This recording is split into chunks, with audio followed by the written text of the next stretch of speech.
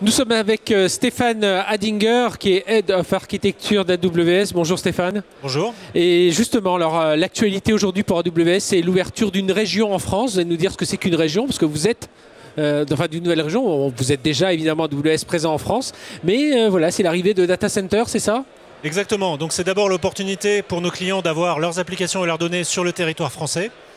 Et c'est constitué pour cette ouverture au minimum de 3 data centers, donc qui sont en région parisienne et qui sont suffisamment éloignés les uns des autres pour ne pas avoir de risques croisés entre ces différents data centers. Et ce sont bien 3 implantations françaises. Voilà, il n'y a pas d'autres implantations françaises de ce type de data center. C'est vraiment 3 nouveaux centres. C'est une nouveauté, effectivement. Pour être plus précis, d'ailleurs, c'est en région parisienne, ce qui est important pour des questions de latence. Donc ça permettra techniquement d'avoir un bénéfice immédiat, qui est que pour nos clients qui ont leur data center déjà en région parisienne, avoir une connexion directe, qu'on appelle Direct Connect, vers AWS sur cette nouvelle région, permettra d'avoir des latences extrêmement faibles. Vous sentiez que c'était une forte demande de la part de vos clients d'avoir ce type d'infrastructure pour eux en France ? C'est une demande, en tout cas, donc ça permet aussi d'accompagner la croissance du marché français par rapport à ça. Certains clients, effectivement, ont exprimé cette demande de pouvoir garder leurs données, leurs applications sur le territoire national. Et pour nous, c'est absolument logique de s'étendre et donc d'ouvrir plusieurs pays européens, dont la France, et plus tard la Suède et encore d'autres pays. Alors quand on est un client ou où on devient client d'Amazon Web Services, comment vous les accompagnez aujourd'hui, ces clients, justement, alors, par rapport à ces nouveaux data centers, mais même globalement sur l'offre? L'accompagnement, effectivement, c'est un point clé. Donc la première chose, c'est tout ce qui est formation et accompagnement des compétences. Probablement la meilleure manière de commencer, c'est ce qu'on appelle des Awesome Days. C'est une formation qui est gratuite, qui dure une journée, qui se fait dans nos locaux, donc soit à Paris, et nous en faisons aussi également en province, qui permet de bien démarrer sur AWS, d'avoir une bonne vision de l'ensemble. Après, c'est faire appel à nos équipes. Donc je m'occupe d'une équipe d'architectes solutions qui interviennent quotidiennement auprès de nos clients pour tous les aspects techniques et tirer un maximum de bénéfices. Nous avons également donc des formateurs, nous avons des équipes de professional services et surtout tout un écosystème de partenaires qui permettent d'aider sur de la migration, sur des nouveaux projets, de l'intégration, de l'infogérance par exemple. Quelles sont les questions récurrentes qui reviennent régulièrement de la part de nouveaux clients qui arrivent? C'est quoi? Qu'est-ce qu'ils veulent savoir? Quelles sont leurs craintes? Quels sont leurs souhaits?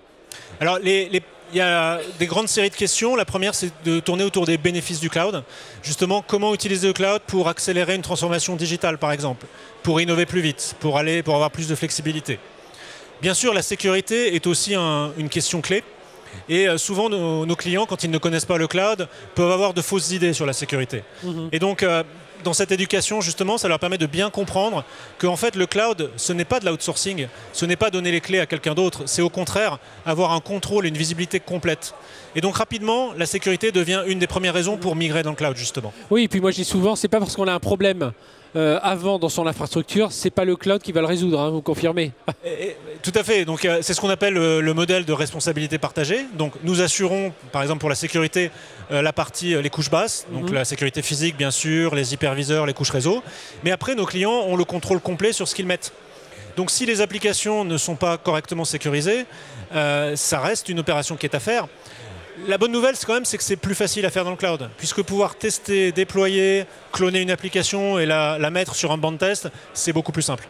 Et j'imagine qu'il y a différents niveaux d'accompagnement selon que l'on soit une start-up, hein, qu'on en a beaucoup ici qui veulent se concentrer sur leur algorithme, sur leur moteur, voilà, ce qui fait tourner leur idée, leur service.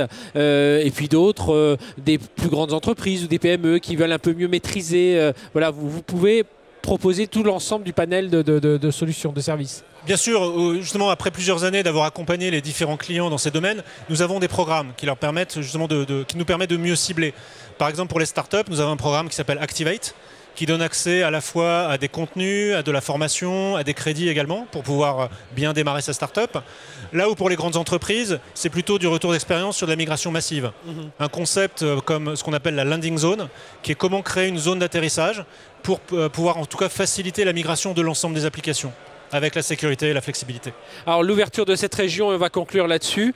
Les principaux bénéfices, bon, sans doute, voilà, c'est avoir un site en France pour les clients qui ont besoin d'avoir leurs données en France. Mais qu'est-ce qu'il peut y avoir comme autre? Vous dites les temps de latence réduits, ce genre de choses? Et quelque part, le plus grand bénéfice, c'est une région comme toutes les autres régions. C'est-à-dire que toute l'expérience qui a été acquise sur Francfort ou sur l'Irlande, par exemple, est réutilisable immédiatement.